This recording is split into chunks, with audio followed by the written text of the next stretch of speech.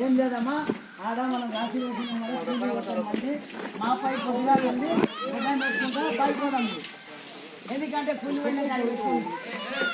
ఆడ ఉంటాయి కదమ్మా అందరు ఆడికి రాలి